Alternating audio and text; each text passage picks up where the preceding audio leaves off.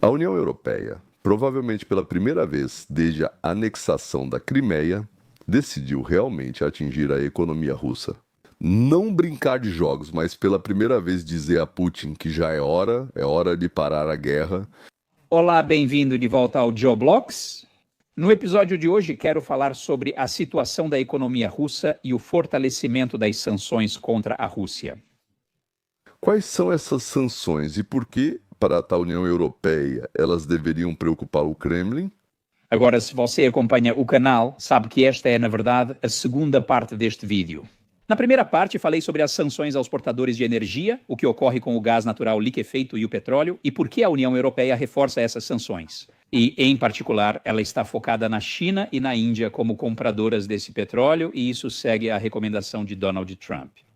Recentemente, ele impôs sanções contra a Índia na forma de tarifas que ela deve pagar para exportar produtos para os Estados Unidos, seu maior mercado único de exportação. Ele pediu que a União Europeia e G7 sigam esse exemplo, e nós vemos que isso está acontecendo agora. Trump, como sabem, sancionou a Índia, mas não agiu contra a China. Foi dito aos europeus: provem que vocês realmente querem o fim da guerra. Sanções financeiras e técnicas. Vamos ouvir Ursula von der Leyen, líder da União Europeia, sobre as sanções financeiras. Estamos mirando nas brechas financeiras que a Rússia usa para contornar as sanções.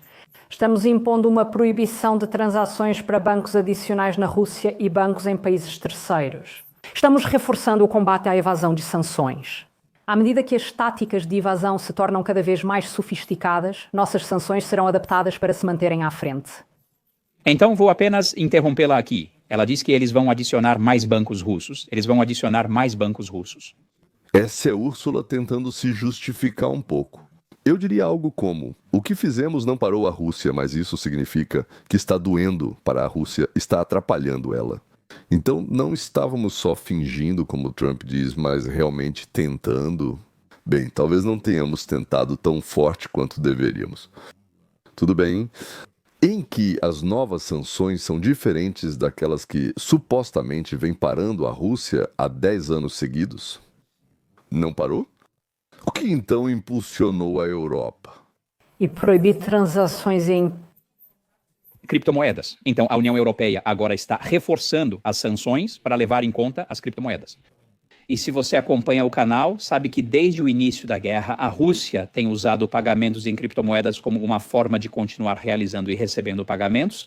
Então, se olharmos para esse gráfico, na verdade é difícil obter quaisquer dados oficiais. Obviamente, a Rússia não divulga detalhes sobre o que faz nos mercados de cripto e também os próprios mercados de cripto. Embora existam registros públicos, ninguém realmente publica nada para dizer: aqui está quanto a Rússia está usando. Estas são as estimativas mais recentes de quanto a Rússia usou os mercados de cripto desde 2021. Então, naquele ano, que foi antes do início da guerra, foi estimado que havia cerca de 20 bilhões de dólares em transações na Ucrânia. Recentemente postei um vídeo sobre o mesmo assunto. Violações do espaço aéreo da OTAN não significam preparação, digamos, para um ataque à OTAN. Elas muito provavelmente serviram para fins de política interna da Rússia, para consumo interno, o que eles dizem, e não na linha de frente da luta. A situação só piorava para a Rússia por causa dessas escapadas, dessas tensões. Eles faziam isso por algum motivo, mas não estavam testando como atacar a OTAN. Aqui está mais um exemplo de como essas escapadas aconteciam. Como se tivessem dado uma resposta totalmente negativa da União Europeia para a Rússia. Detalhes, por favor. 3 vezes em 2022 até 60 bilhões. Então, isso foi um aumento como resultado das sanções. Por isso, muitas empresas e órgãos governamentais começaram a usar criptomoedas, recebendo pagamentos por transações internacionais. Em 2023, estimou-se que isso aumentou para 100 bilhões de dólares, e isso estava se tornando mais comum para muitas organizações russas.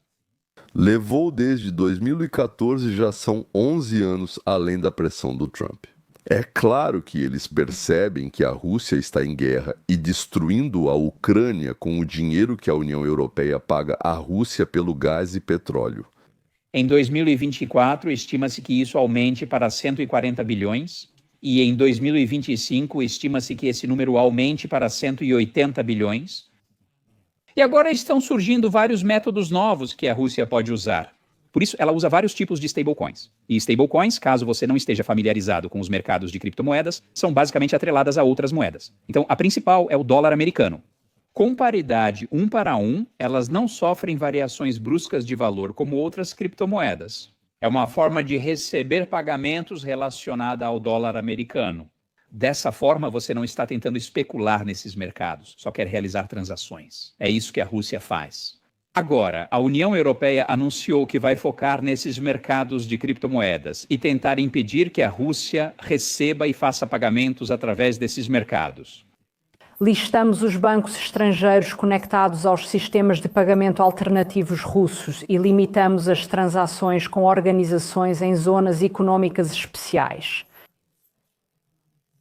Ou seja, eles construíam e convertiam suas usinas para gás, saindo do carvão de qualquer outra fonte, sabendo que o único fornecedor de gás barato era a Rússia. Interessante, não é? Interessante, sim. A União Europeia aumenta a dependência da Rússia, ao mesmo tempo em que impõe sanções e finge ajudar a Ucrânia. Nesse contexto, a visita de Boris Johnson a Kiev, com a exigência de que a União Europeia e Biden, de forma alguma, parem a guerra ou assinem um acordo de paz com a Rússia. Acho que isso foi em 2022, cerca de um mês após o ataque. Tudo isso parece um mundo do avesso. Por favor, não parem a guerra, nós vamos ajudar vocês a lutar. E, ao mesmo tempo, vocês estão convertendo cada vez mais usinas elétricas para o gás russo. Para que fique claro, antes da Crimeia, por 1.000 metros cúbicos de gás, a Europa pagava $380. Em 2022, após a invasão da Ucrânia, os preços subiram imediatamente para $850 por 1.000 metros cúbicos. A Europa continuou pagando como sempre. Os preços mais que dobraram. A Rússia precisava desse dinheiro para a guerra, armamentos, soldados, canhões e tanques. E quanto mais o tempo passava, mais a Europa pagava pelo gás, enquanto ao mesmo tempo, durante todo esse período, ela convertia suas usinas elétricas de outras fontes para o gás. Ou seja, consequentemente, com esse dinheiro eles forneciam à Rússia os recursos financeiros para matar milhões, eu diria, de ucranianos. Durante a crise de agosto, a Europa começou a pagar. Estão prontos para pagar 2.500 por 1.000 metros cúbicos de gás, ou seja, 8 vezes mais do que em 2014, antes da Crimeia. E só depois da entrada do gás liquefeito americano no mercado. E da substituição dos suprimentos russos. Bem, parcialmente por alternativas. O preço caiu para $500, $600 por 1.000, mais alto que antes da Crimeia, mas ainda não chega a 800 ou 2.500. Antes dos acontecimentos da Crimeia, a Rússia recebia da Europa, pelos seus, digamos, recursos energéticos, cerca de $180 bilhões por ano. Em 2022, como resultado das primeiras sanções, a receita da Rússia caiu terrivelmente para $160 bilhões por ano. Não é uma diferença muito grande, certo? Mas agora, em 2025, parece que a Rússia vai ganhar apenas 15 bilhões na Europa. Se a Europa tivesse agido de imediato, a Rússia teria desmoronado. Mas, ou seja, a redução gradual das compras fez com que a Rússia encontrasse uma alternativa à Europa, a Índia, que processa o petróleo e o vende para a própria Europa. Então, a lógica de toda essa história é a seguinte: os europeus não compram petróleo diretamente dos russos, mas compram petróleo processado, ou seja, petróleo russo refinado pelos indianos. Mas vamos ver o que mais a União Europeia inventou. Ou seja, primeiro a União Europeia compra da Índia produtos derivados do petróleo russo no valor de $20 bilhões por ano. Desse dinheiro, a maior parte vai para a Rússia, embora os espertos europeus, teoricamente, não comprem diretamente da Rússia. Mas agora são todos europeus. Parece que essas sanções número 19 deveriam parar a compra de todos, digamos assim, os derivados de petróleo russos e coisas do tipo, e encontrar fornecedores alternativos. Mas nos últimos 4 anos, vimos um crescimento significativo, e este ano espera-se que esses pagamentos possam chegar a 250 bilhões de dólares. Portanto, esse sistema será direcionado pela União Europeia. Até agora, a Rússia podia usar esse sistema sem nenhum problema.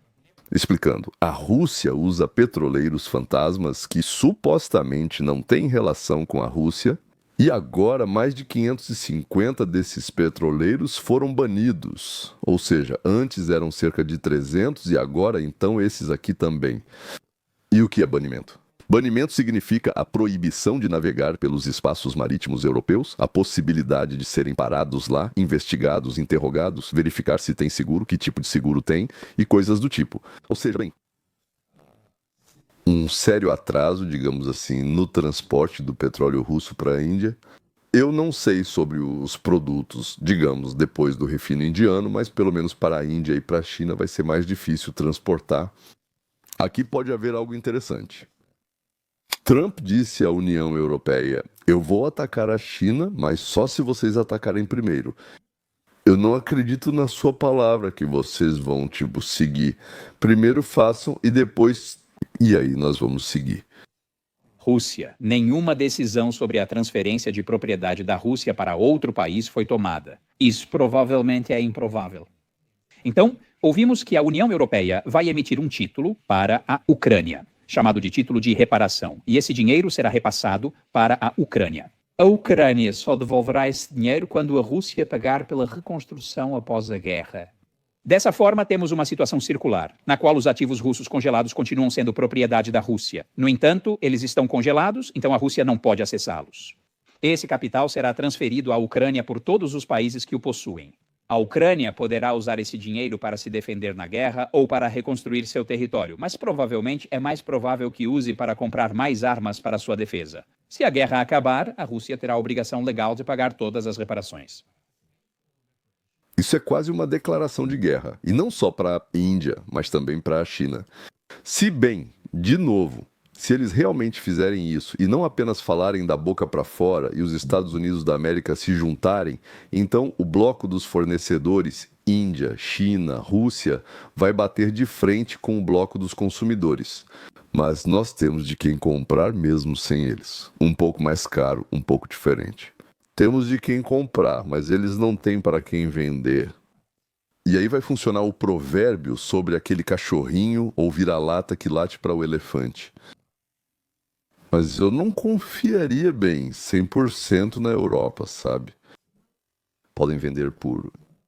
meio tostão. E não há acordo de paz. E a Rússia não paga indenizações, então, na verdade, os ativos russos permanecerão congelados. O crédito ficará com a Ucrânia, e a Ucrânia gastará esse dinheiro, e a Rússia nunca receberá seu dinheiro de volta enquanto a guerra não terminar e as indenizações não forem pagas. Assim, a União Europeia encontrou um jeito de dar mais dinheiro à Ucrânia, justificando pela retenção de ativos russos. Estamos adicionando novas restrições diretas à exportação, ou seja... Pela primeira vez, a Ucrânia teve a chance não apenas de manter o que reteve, mas também de ter mais trunfos nas negociações do que a Rússia. Petróleo, gás, petroleiros e finanças. O acesso da Rússia a finanças e receitas está sendo constantemente reduzido e a economia militar superaquecida da Rússia está se aproximando do seu limite. E ainda mais interessante é que, ao conversar diretamente com parceiros que falam com os russos, eles dizem que um dos primeiros pedidos dos russos é a retirada das sanções. Então, nós sabemos que as nossas sanções são eficazes, são uma ferramenta eficaz de pressão económica. Agora, se você acompanha o canal, nada disso será uma grande surpresa para você. As taxas de juros estão em 17%, uma das maiores do G20, e a inflação está fora de controle. Mas acho que o interessante foi que as empresas russas estão implorando ao Ocidente para suspender as sanções, porque estão perdendo dinheiro. E temos uma situação em que a economia de guerra está chegando ao fim. A Rússia não pode continuar pagando todas as empresas para sustentar a Rússia, para sustentar a guerra na Ucrânia. E, como já dissemos, os pagamentos também contribuem para o aumento dos salários, o que ajuda a aumentar a inflação. Mas, infelizmente, do ponto de vista da Rússia, as novas sanções propostas pela União Europeia realmente vão prejudicar a sua receita. Um dos motivos para a União Europeia reforçar as sanções é que a Rússia passou a violar fronteiras de outros países da OTAN. Isso também é um golpe sério para o comércio clandestino de hidrocarbonetos. A criptomoeda era uma maneira de fazer negócios por baixo dos panos. A Rússia demonstrou total desprezo pela diplomacia e pelo direito internacional. Ela iniciou alguns dos ataques mais massivos com o uso de drones e mísseis contra a Ucrânia desde o início da guerra, atingindo prédios do governo e residências. Ao atingir nosso escritório da União Europeia em Kiev, a representação da nossa União, as ameaças à nossa União também aumentam. Nas últimas 2 semanas, drones russos Shahed violaram o espaço aéreo da nossa União, tanto na Polónia quanto na Roménia. Isso não é uma atitude de quem deseja a paz. Repetidas vezes, o presidente Putin agrava a situação e, em resposta, a Europa aumenta a pressão. É por isso que hoje estou apresentando o 19º pacote de sanções. Agora, uma das primeiras declarações de Ursula von der Leyen no 19º pacote de sanções foi que a União Europeia agora vai parar de comprar todo o gás natural liquefeito. A economia de guerra da Rússia é sustentada pela receita dos combustíveis fósseis. Queremos reduzir essa receita, por isso estamos proibindo a importação de gás natural liquefeito russo para os mercados europeus. É hora de fechar a torneira. Estamos prontas para isso. Nós economizamos energia, diversificamos os suprimentos e investimos em fontes de energia de baixo carbono como nunca antes. Continua.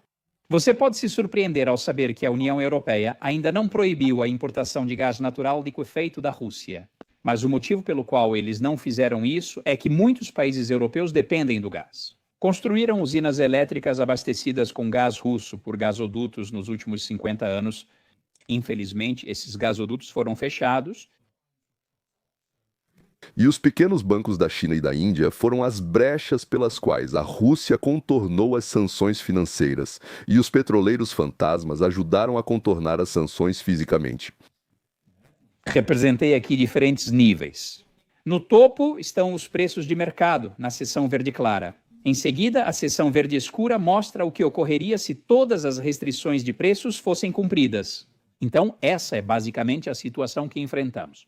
Depois estabeleci tetos de preço de 50, 45 e 30 dólares, e você pode ver que há uma redução significativa nas receitas que a Rússia recebe quando você implementa todos esses diferentes níveis. Então, se esse limite tivesse sido estabelecido historicamente em 47 dólares, a Rússia já teria perdido uma quantidade enorme de receitas.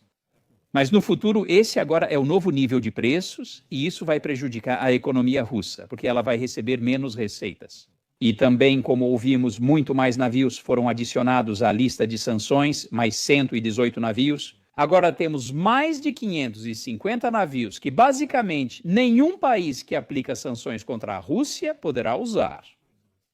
Empresas de energia como Rosneft e Gazpromneft ficam totalmente proibidas de transações e outras também terão ativos congelados. Então vemos que todas as empresas petrolíferas russas foram sancionadas, o que significa que qualquer um que interaja com elas agora corre o risco de sofrer sanções secundárias. Não se pode fazer negócios com essas organizações sancionadas, o que significa que Índia e China agora correm o risco de sofrer sanções secundárias. Agora estamos perseguindo aqueles que alimentam a guerra da Rússia comprando petróleo, violando as sanções. Estamos mirando nas refinarias de petróleo, comerciantes de petróleo e empresas petroquímicas em países terceiros, incluindo a China. Acho que esse é o maior problema nas novas sanções. A União Europeia agora está mirando todas as refinarias de petróleo que lidam com a Rússia, incluindo as refinarias na China, e isso obviamente tem sido uma grande brecha desde a implementação das sanções. Porque quando a Índia e a China compravam muito petróleo bruto e evitavam as consequências, eles podiam refinar esse petróleo bruto russo em suas próprias refinarias, transformá-lo em produtos como óleo, gasolina e diesel e depois vender esses produtos para o Ocidente. Porque, tecnicamente, eles estavam comprando petróleo indiano e chinês, embora, na verdade, esse petróleo viesse da Rússia. O que a União Europeia fez foi aquilo que Donald Trump pediu para dizer à China: se vocês forem flagrados comprando petróleo russo e processando em suas refinarias, aplicaremos sanções contra vocês. Vamos entender isso. Os juros bancários sobre 300 bilhões de dólares do dinheiro russo, que estão depositados em bancos da Europa, serão transferidos para a Ucrânia. Em seguida, quando a Ucrânia vai vencer a Rússia, eles nem sequer dizem a palavra "se". Quando a Ucrânia vencer a Rússia e a Rússia for tão derrotada que até pagará reparações à Ucrânia e as pagará completamente. Pelos mortos, pelas destruições, pelos negócios, por isso, por tudo, acho que são trilhões de dólares. Depois disso, os 300 bilhões que estão na Europa serão entregues à Rússia. E a Ucrânia devolve aos europeus, depois disso, todo o dinheiro que a Europa emprestou para eles. E você, qual a probabilidade que você daria para a realização desse cenário? Bem, de 100, eu daria 0,1%. Eu daria 0, sinceramente. Mas eu acredito na providência, porque é a fada que dá dinheiro para as crianças em troca dos dentes de leite.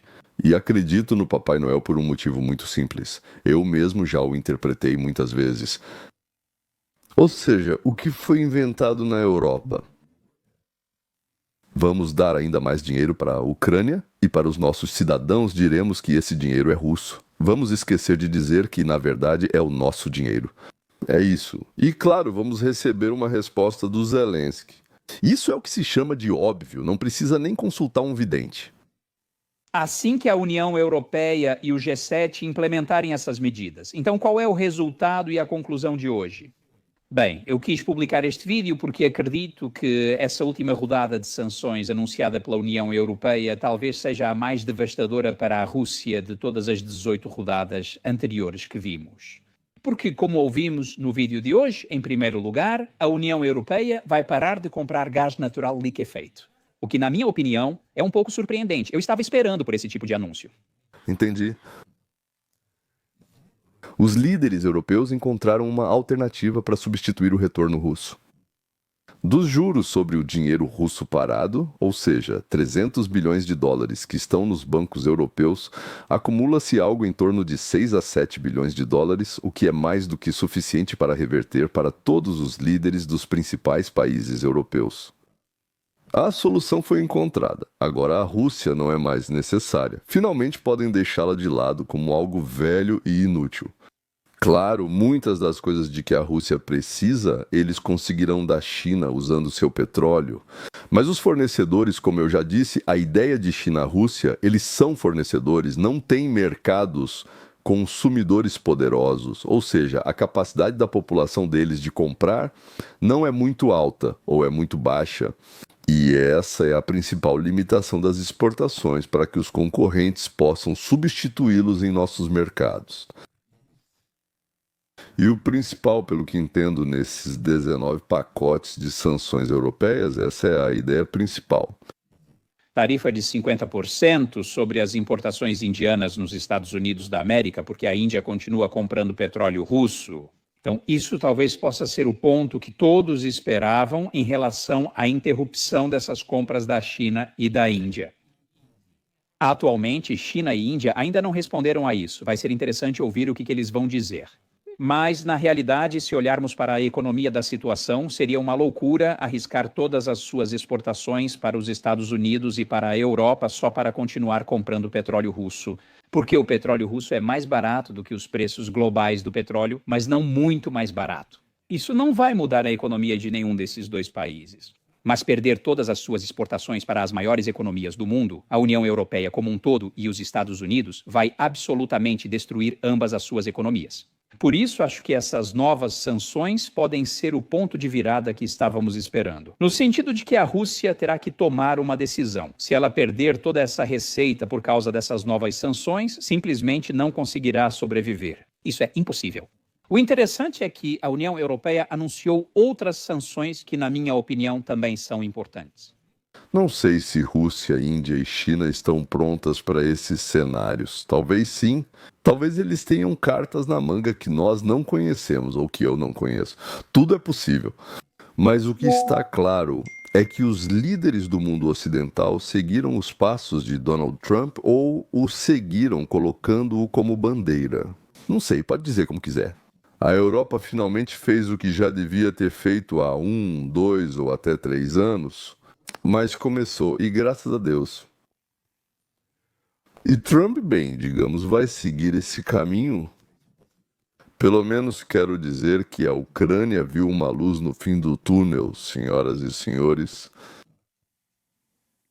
A Ucrânia viu uma luz no fim do túnel. Mas eu não colocaria todas as minhas esperanças nos europeus. Como Trump disse, primeiro vocês, depois nós. Porque caso contrário, eles não teriam feito nada. Isso é tudo. Até logo.